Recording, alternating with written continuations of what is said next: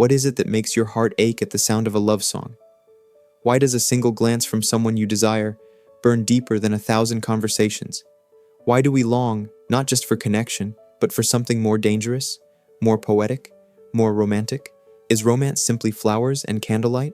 Or is it something far older, far wilder, something buried deep in the soul's architecture? Plato once wrote, "Every heart sings a song, incomplete, until another heart whispers back." But is that song real, or do we only imagine it? What if romance is not a gift we receive, but a myth we carry? This is not a video about dating tips. This is not about texting rules or attachment styles. This is about romance, in its rawest, most philosophical form. Romance, not as a relationship status, but as a metaphysical pursuit, a lens through which we seek meaning, beauty, and transcendence. A rebellion against reason, a hunger to feel what we cannot explain. So ask yourself, have you ever fallen in love with someone who didn't quite exist? At least not in the way you imagined? Have you ever confused desire with destiny? You're not alone. You're not wrong. You're just human. Romance is the poetry we project onto other people. It's not just the person we want, it's the idea of them. And that idea can be intoxicating. Roland Barthes called it the image repertoire, the collage of fantasies, memories, and symbols we assemble in our minds about the beloved. We do not fall in love with a person. We fall in love with a version of them, constructed out of our own longing. I am engulfed, I succumb, Barthes wrote. I am no longer master of my own story. But why do we do this? The roots of Romanticism stretch back to a time when love was not just personal. It was political, philosophical, even sacred. In the Middle Ages, courtly love flourished not in marriage, but in longing. Knights adored women they could never have. Why? Because the desire itself was the point. The unattainable becomes the ideal.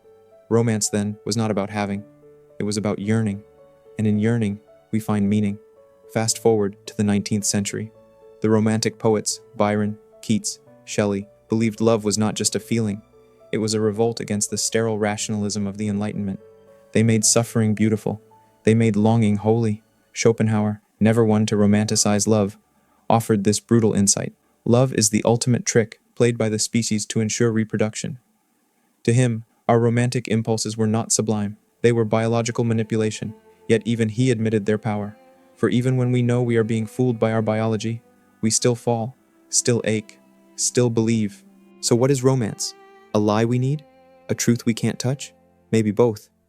Romance is imagination in heat. It's where we sculpt gods out of ordinary humans, where we mistake attention for affection and chemistry for fate. But perhaps the danger of romance is also its gift, because to romanticize is to hope, to see what is not there, yet to reach beyond the physical, the probable, the safe. It is, in some strange way, divine. At the touch of love, everyone becomes a poet, Plato wrote. Yes, but not every poem ends well. Romance often demands we suffer for our stories. We fall in love, not just with a person, but with a narrative. And when the story cracks, we mourn, not just the ending, but the illusion that sustained us. But here's the twist. Romance isn't destroyed by disillusionment. It's made of it. Romance is the art of seeing someone and still imagining more, of being painfully aware they are flawed and loving them anyway. It is the tension between what is and what could be. And that tension is the very thing that keeps us alive. So when you ask, what is romance? You're not just asking about love, you're asking about longing, about the dream beneath the skin of reality. Romance is not a destination. It's a hunger, a whisper, a ghost, and maybe the most human thing of all. But this is where romance, in its deeper sense, begins to transcend the fleeting thrill of passion. True romance is not merely about being wanted. It's about being understood, not just being admired, but being seen. You may recall the words of Søren Kierkegaard, "To be understood as I understand myself, that is the greatest happiness of love." In a world that often reduces connection to transaction, romance remains one of the few realms where mutual understanding feels sacred. When someone sees the quiet grief behind your smile, the hesitation behind your boldness, the softness behind your pride, and stays, that is romance in its purest form. But how do we get there? How do we arrive at a romance that isn't shallow imitation, but something real, something luminous? It begins, perhaps paradoxically, with solitude. You cannot offer yourself to another if you have not yet found yourself. Most people don't fall in love. They fall into dependency. They grasp for someone to rescue them from their own loneliness, to heal wounds they have not tended to themselves. But a person cannot be a salve for your soul. They can only meet you where you've already begun to heal. This is why Rainer Maria Rilke, who wrote so tenderly about love, warned, "Love consists in this, that two solitudes protect and border and greet each other." Romance is not about fusion. It's not about losing yourself in the other. It's about standing beside one another, fully formed, and still choosing to reach across the silence. It's strange. We often think of romance as being swept away by beauty, by charm, by chemistry, but the most lasting form of romance is not built on being swept away. It's built on staying. It is not the candlelit dinners or poetic messages that sustain romance. It's presence. It's when someone remains with you when the room goes silent, when your edges show, when you're no longer impressive, when the mask slips, and they don't flinch. That's the problem with much of modern romanticism. We confuse idealization with love. We fall for projections, not people. We love who someone could be, not who they are. We crave the highlight reel, not the quiet middle. But real romance doesn't demand perfection. In fact, it's often born in imperfection. When someone stumbles, reveals a crack in their confidence, a wound in their history, a contradiction in their thoughts, and you don't withdraw, that is a romantic act. That is a sacred form of love. Romance, then, is not passive. It's not something you fall into. It's a form of attention, a discipline, a philosophy. Think of Simone Weil, who once wrote, "Attention is the rarest and purest form of generosity. To give someone your undivided attention, to listen without an agenda, to witness without judgment. This is a romantic offering, more profound than any grand gesture. Because here's the truth. Most people are starving for attention, not affection. They don't want to be touched before they are truly seen. And when someone takes the time to notice you in your smallest moments, when you're not performing, not trying, that is the seed of deep, enduring romance. But it's not easy. To give that kind of attention, you must be present. And presence is one of the most difficult things to offer in a distracted world. We scroll through relationships like we scroll through our feeds, grazing, consuming, moving on. Romance resists this pace. It asks us to slow down, to linger. In a world obsessed with productivity, romance is a rebellion. It has no utility. It can't be monetized. It doesn't make you more efficient, but it makes you more alive. And that aliveness is terrifying, because when you really care, you become vulnerable. When you begin to love, truly love, you're placing your most tender self in another's hands, and you don't know what they'll do with it. Romance requires a courage that most people run from. That's why many of us hide behind irony, behind aloofness, behind cleverness. We fear that if we show our longing, our depth, our sincere hunger for connection, we'll be ridiculed. So we pretend we don't care. We laugh at romance. We reduce it to cliché. We stay on the surface. But the surface never satisfies. You were not meant to skim across life. You were meant to dive deep, into emotion, into beauty, into another human being. And the risk of being hurt is the price of entry. You cannot numb the pain without also numbing the wonder. Romance, at its heart, is a form of wonder. To look at someone, not just for who they are, but for all they could become, and to say, "I want to walk with you through this becoming."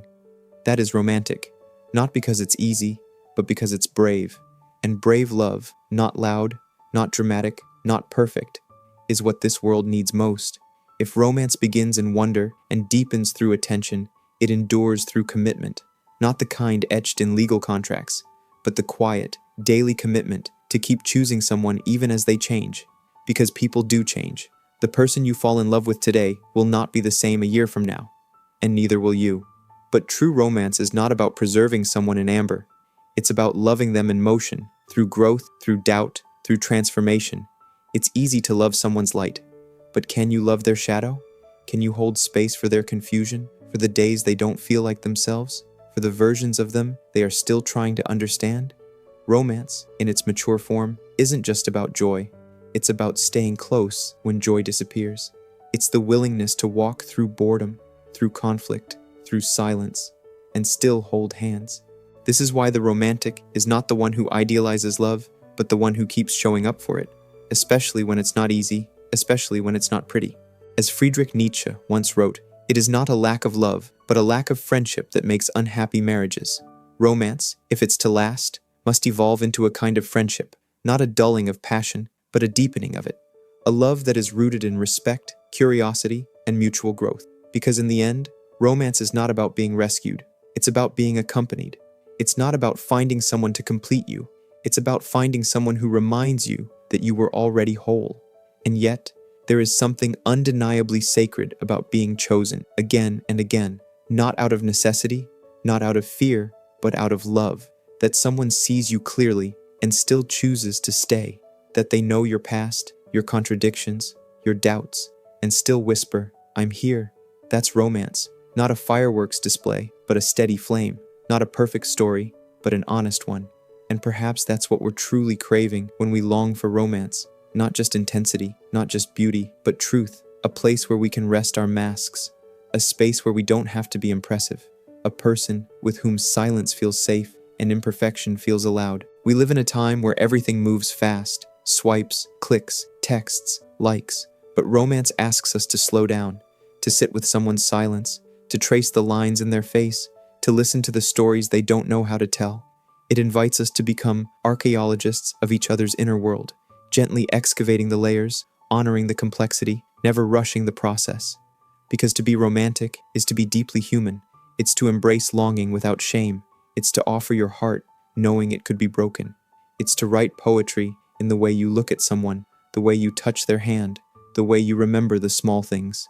And that is not weakness, that is courage. The philosopher Bell Hooks once said, "To love well is the task in all meaningful relationships, not just romantic bonds. But to love romantically, to love well, vulnerably, attentively, over time, is to honor both the fragility and the strength of being human." So maybe romance isn't about candlelit dinners or rose petals on the bed. Maybe it's about watching someone fall apart and not turning away. Maybe it's about laughter after long days and quiet check-ins between storms. Maybe it's about becoming a soft place for someone to land. Romance, real romance, is not performative. It's sacred, and it cannot be rushed, marketed, or faked. It can only emerge between two souls who are willing to meet each other fully, with gentleness, with courage, and with time. So, the next time you long for romance, ask yourself this: are you looking to be saved, or are you ready to be seen? Because to be truly seen and still loved may be the most romantic thing of all.